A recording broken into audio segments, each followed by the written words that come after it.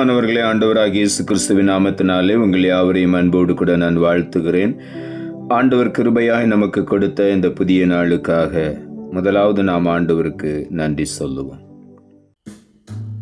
கர்த்தரின் வெளிச்சம் ஜீவனின் பலனும் கிருபையாய் ரட்சிப்புமானார். கர்த்தரின் வெளிச்சம் ஜீவனின் பலனும் கிருபையாய் ரட்சிப்புமானார். அஞ்சிடாமல் கலங்காமல் பயமின்றி திகிலின்றி அனுதினம் வாழ்ந்திடுவேன். அஞ்சிடாமல் கலங்காமல் பயமின்றி திகிலின்றி அனுதினம் வாழ்ந்திடுவேன். காலையும் மாலைய வேளையும் கர்த்தரை கருத்துடன் பாடிடுவேன்.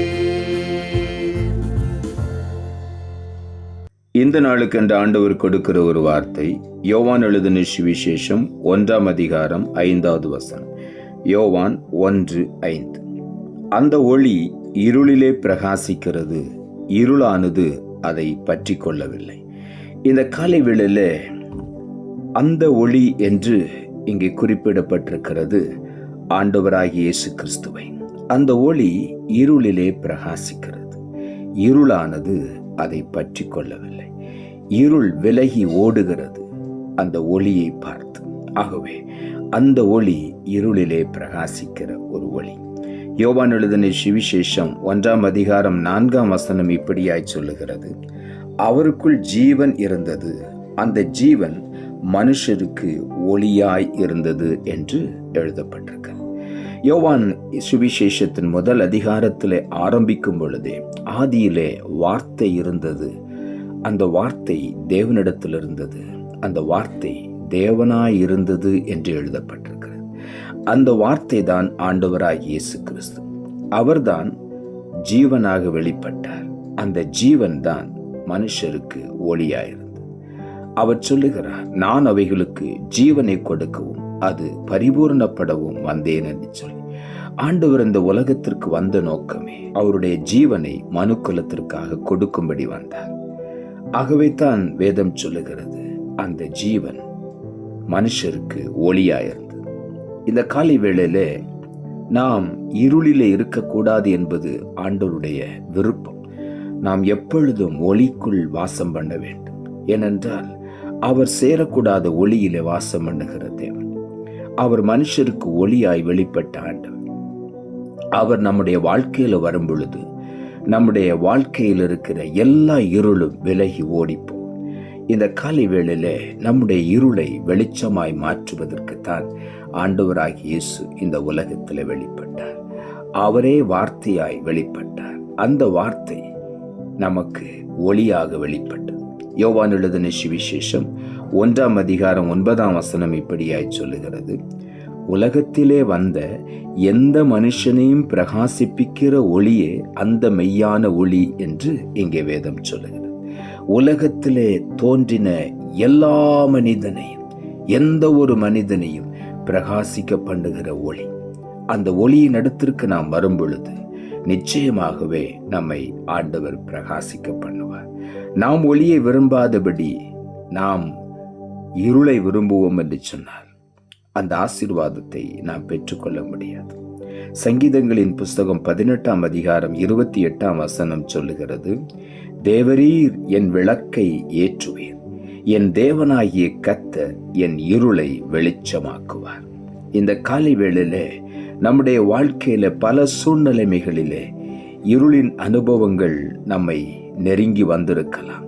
நம்முடைய வாழ்க்கையில சில பகுதிகளை நாம் இருளாகவே மாறுகிற அளவிற்கு பிரச்சனைகள் நமக்கு வந்திருக்கலாம்.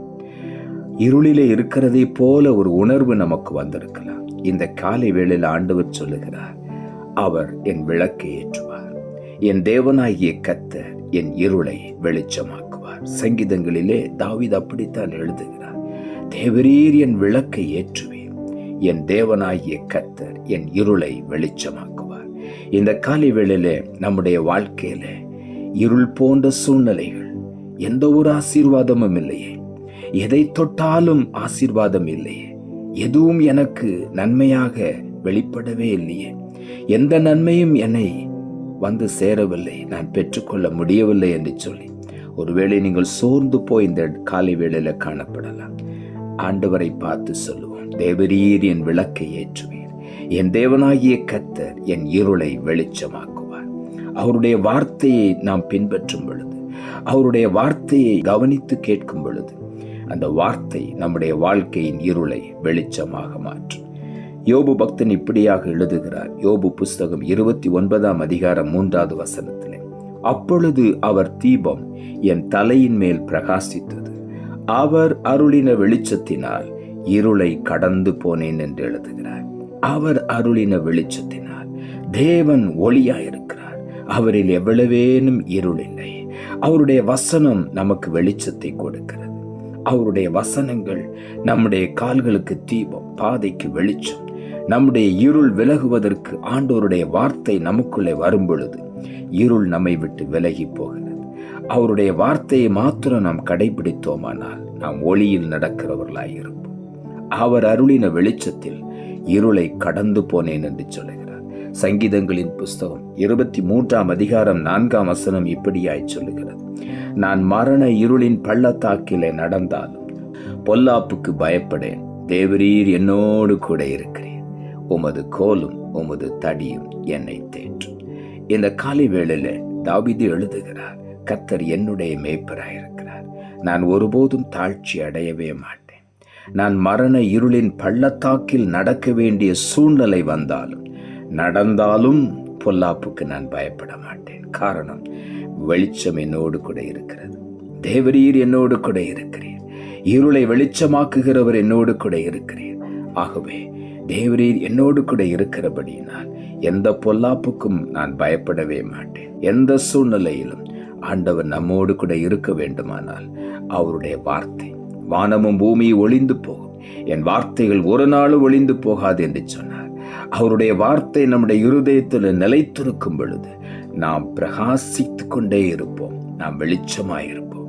தாவீது சொல்லுகிறார், அவருடைய வேதத்தில் நான் பிரியமாயிருந்து இரவும் பகலுடைய வேதத்தில் தியானமாயிருக்கிற ஒரு மனுஷன் பாக்கியவான் என்று சொல்லி அவன் செய்வதெல்லாம் வாய்க்க வேண்டும். ஆகவே இந்த காலை வேளையில நாமும் செய்வதெல்லாம் வாய்க்க வேண்டுமானால், நம்முடைய வாழ்க்கையின் இருள் விலகி போய் ஆண்டவருடைய வெளிச்சம் பிரகாசிக்க வேண்டுமானால், மற்றவர்கள் மத்தியிலே நம்முடைய வெளிச்சம் பிரகாசிக்க வேண்டுமானால், நாம் ஆண்டவருக்கு உண்மையாயிருந்து அவருடைய வார்த்தைகளை கை கொண்டு அதன்படி நடக்கும் பொழுது நிச்சயமாகவே நம்முடைய இருளை ஆண்டவர் வெளிச்சமாய் மாற்றுவார். ஆகவே இந்த காலை வேளையிலே உள்ளத்தின் ஆழத்திலிருந்து இந்த நல்ல ஜீவ வெளிச்சத்துக்காக ஆண்டவருக்கு நாம் நன்றி சொல்லுவோம். நாம் ஜெபிப்போம். அன்புள்ள ஆண்டவரை, கிருபையாய் நீர் கொடுத்த இந்த புதிய நாளுக்காய் மறுபடியும் உமக்கு நன்றி செலுத்துகிறோம். ஆண்டவர் கொடுத்த ஜீவனுள்ள வார்த்தைக்காக நன்றி. அந்த ஒளி இருளிலே பிரகாசிக்கிறது, இருளானது அதை பற்றி கொள்ளவில்லை என்ற வார்த்தையை கொடுத்தேன். வசனத்தை கேட்டுக்கொண்டிருக்கிற ஒவ்வொருடைய வாழ்க்கையிலும், ஏன் என்னுடைய வாழ்க்கை இருளாக இருக்கிறது, எந்த ஒரு வெளிச்சத்தையும் ஆசீர்வாதத்தை நான் பார்க்க முடியவில்லை என்று சொல்லி ஏக்கத்தோடு இருக்கிற ஒவ்வொருவரும் இன்றைக்கு வேத வசனத்துக்கு நேராக தங்களை முழுவதுமாய் திருப்பி வார்த்தையாகி வெளிச்சத்தை பெற்றுக்கொண்டு இருளிலே பிரகாசிக்கிறவர்களாய் காணப்பட நீர் உதவி செய்யும் சுவாமி. அவர்கள் போகிற இடத்திலெல்லாம், செய்கிற வேலைகளிலெல்லாம் சூழ்ந்திருக்கிற இருள் எல்லாம் வெளிச்சமாய் மாறுவதாக, மரண இருளின் பள்ளத்தாக்கிலே நடந்தாலும் பொல்லாப்புக்கு பயப்படேன், தேவரீர் என்னோடு கூட இருக்கிறீர் என்று சொல்லி தாவீது எழுதினதைப் போல அந்த ஒளி எங்களோடு கூட என்றைக்கும் நிலைத்திருக்க நீர் உதவி செய்யும். ஒவ்வொருவர் மேலும் அந்த வெளிச்சம் பிரகாசிக்கட்டும், இருள் விலகி போகட்டும். பக்தனாகி யோபு சொன்னதைப் போல அவர் தீபம் என் தலையின் மேல் பிரகாசித்தது, அவர் அருளின வெளிச்சத்தினால் இருளை கடந்து போனேன். இந்த காலை வேளையில் ஒவ்வொருவரும் இருளை கடந்து அவருடைய வெளிச்சமாகிய வேத வசனத்தை கடைபிடித்து முன்னோக்கி செல்ல, மேல் நோக்கி வளர நீர் உதவி செய்யும். தாழ்த்துகிறோம். இரட்சகர் இயேசுவின் நாமத்தில் ஜெபிக்கிறோம் நல்ல பிதாவே, ஆமென்.